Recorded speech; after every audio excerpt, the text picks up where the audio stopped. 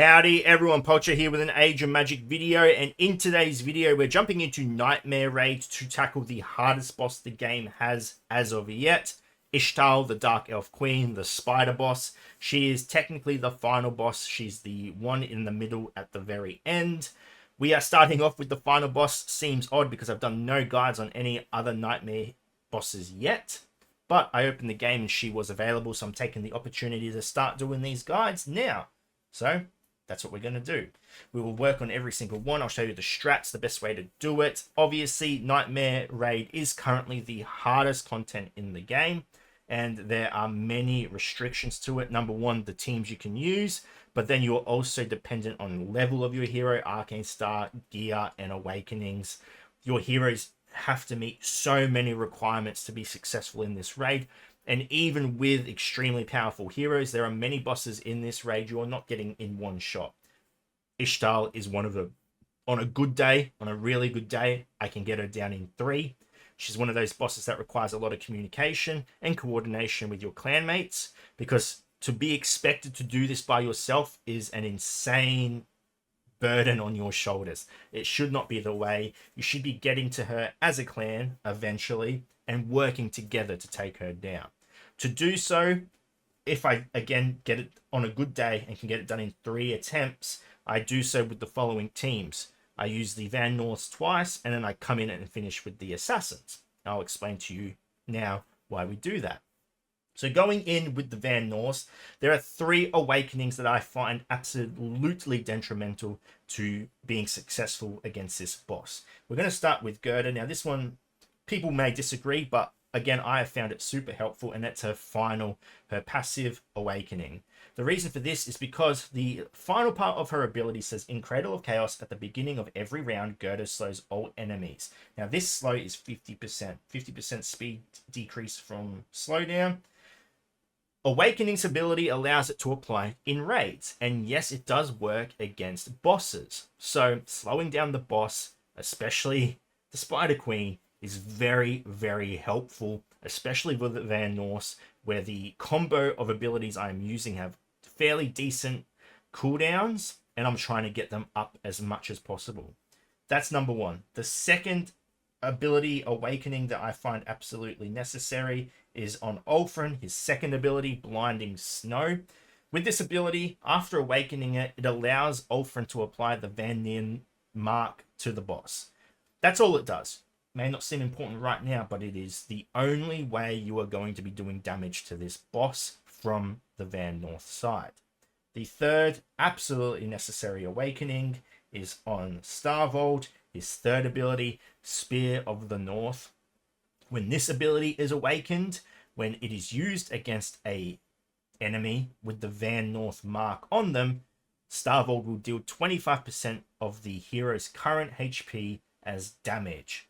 So this is why I start with the Van Norths. I use them the second time, because at these points of the battle is when the boss has the most HP, and I'm getting the most damage out of these abilities. Now, as you can see, I have gone ahead and awakened the basic ability of Starvold, and the reason for this is because he does have the ability to reduce special ability timers by 2. This depends on whether he is in the Vanir Fury or the Vanir Wit. I believe he needs to be in Vanir Wit for the cooldowns to be reduced. This isn't needed. I just find it helpful. It gets my cooldowns up much quicker. So that is the first team I go in with. The second team I go in with is the Assassins. Now, the reason I go in with the Assassins last is because of Yuki and Captain John. This team, I don't believe, requires any awakenings. I have none on them myself, and as you can see, 2 of them are gear 12 and 3 of them are gear 13. Captain John is probably the most important for gear. At this rate, at what I have him now, no items equipped, but gear 13. He's not getting one shot by the boss, which is so important because the boss is naturally faster than him.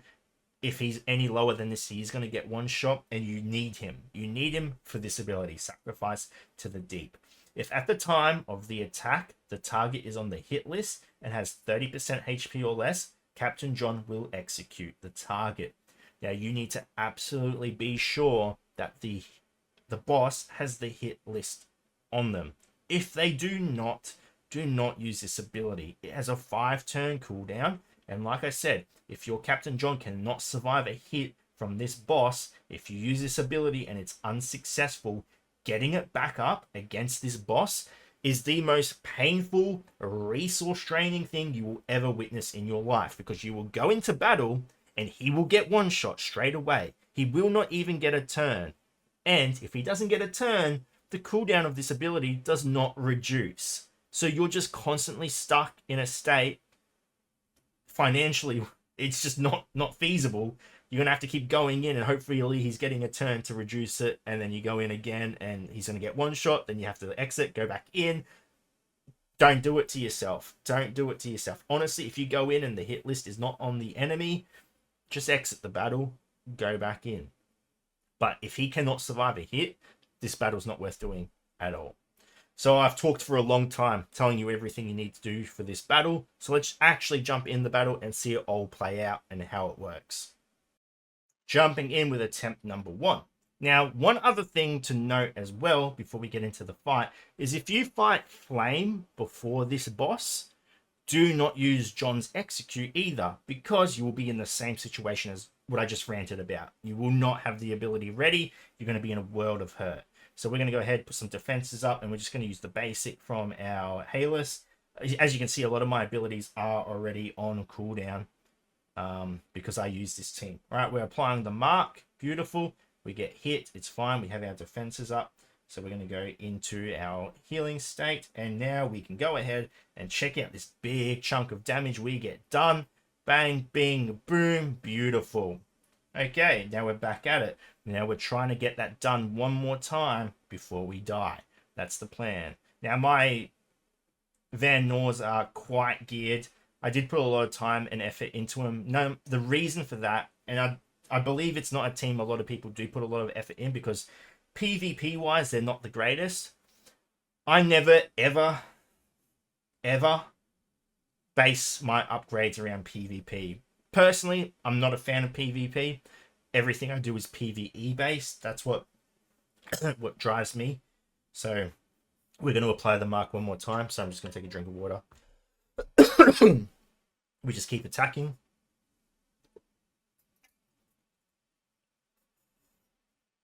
We're back up. We should be able to get one more of the max HP damages out. Beautiful. There we go. Nearly 50% done. Now remember, sorry, it's not max HP, it's current HP. So you're not going to get 50%. It's just over 50%. I've never, sorry, coughing. I've never got 3 cycles off in one fight. Yeah, no, we lost Starbold. So to save resources, I'm going to exit the battle. I know I can't do any more from here. I will go ahead and resurrect my Van Noors and go in one more time with them. Going in a second time, we're just using the basic. I really just do not want to use abilities unless I absolutely need to. The damaging abilities aren't going to be doing much to her. It's all coming from the mark. And as you can see, we came in with the ability on a cooldown of 5. So we're going to apply the mark now, and we're going to go ahead and use our basic. Should be able to get it off one more time. We only need to get it off one more time before we can move into the assassins. So we're going to go ahead, do a little bit more damage. It's on a 3-turn cooldown. Get a double strike. So what does that take it down to? Still 3 turns. Even if I don't succeed here, I think I can still go in with the assassins in the next round. Her HP isn't super high. I'm going to go ahead and just use my second ability, get rid of the debuff on the girder.